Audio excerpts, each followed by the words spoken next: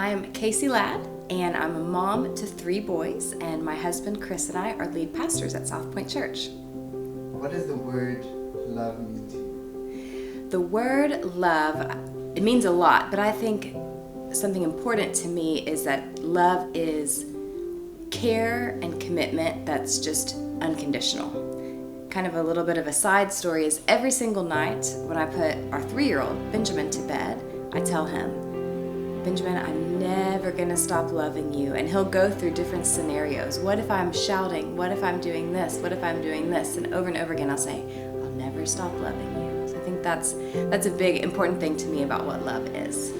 What does the word restoration mean to you? Restoration, when I think of restoration, I think of coming back together or being repaired. You know, people restore furniture so that it can be beautiful and useful again, and I think our hearts can be restored in the same way. How have you allowed love to lead to restoration in your life? In my own life, so I'll tell you a story.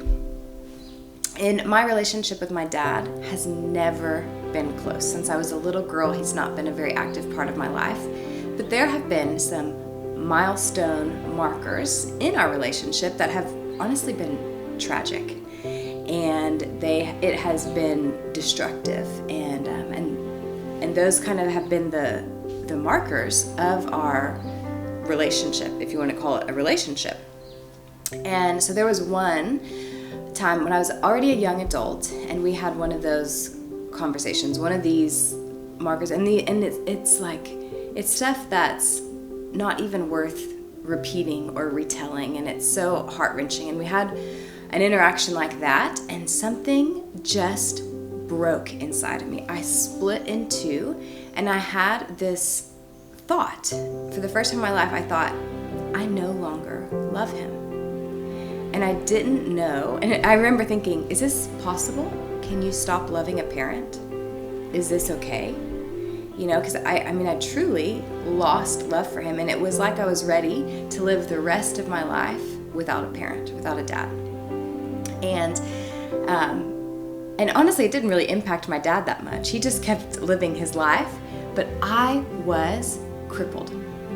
There was something so broken and so hurt, so toxic inside of me that it was just bleeding out into the rest of life. As much as I pretended it wasn't and I tried to keep going, it was still impacting every part of my life. It was just there under the surface.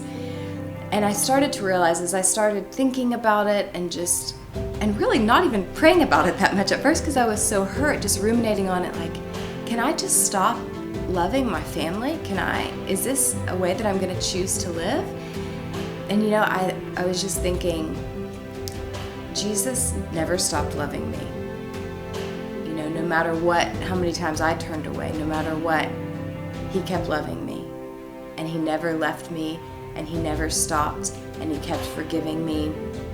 Even if I never turned toward Jesus, he wouldn't stop loving me.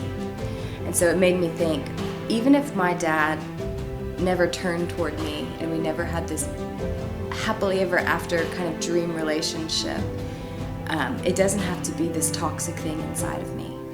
So I actually went through this long process with myself, and it was painful and it was hard, and I ended up writing a letter to him.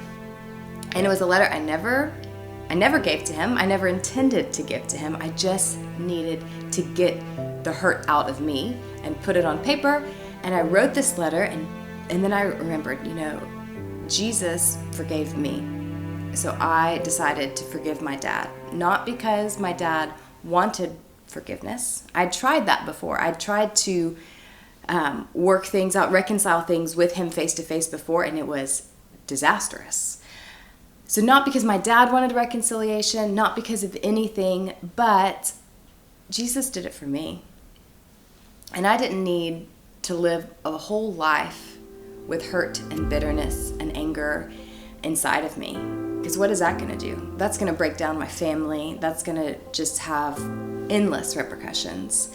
So I decided to take kind of the power out of the anger in me and forgive my dad, and that I would just keep forgiving him every time there was another interaction or every time something happened, and just forgive him, show him care and commitment no matter what, without expectation on his side for him to do something for me.